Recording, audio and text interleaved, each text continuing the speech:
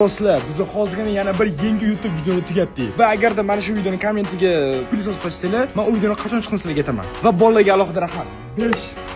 5. Qarang, onaxon, qorin ochdi-yu. Bo'ldimi, hozir pizza zakaz qilamiz? Mani pulim yo'q. Pulingiz yo'qmi? Yo, pulim mashina olib ketdi. Nimachi hamma kurgida shunaqa bahona qiladigan bola o'zi kerak. No, hammanglar hozir qaraylik, вообще-то, qanaqa pizza zakaz qilishni. Va har doimgidek birinchi bo'lib pizza deganda Bellissimo esga keladi, shuning uchun ham Bellissimoni yangi chiqqan programmasiga kira olamiz.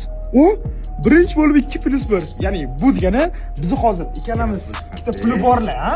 Ikkita puli borlar. Bittadan pizza zakaz qilsak, bittasi tekin keladi va uni Oybekka, Uni men yeyman. Oybekka tekinga qotlanar ekan.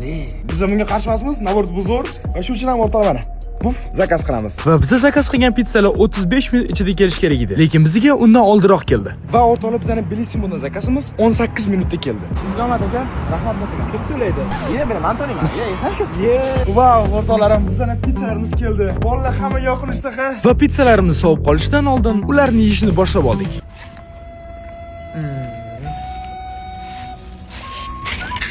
Mani pizzam tekin kiygan bo'lsam, hammasidan ko'pini o'zim yeyman, va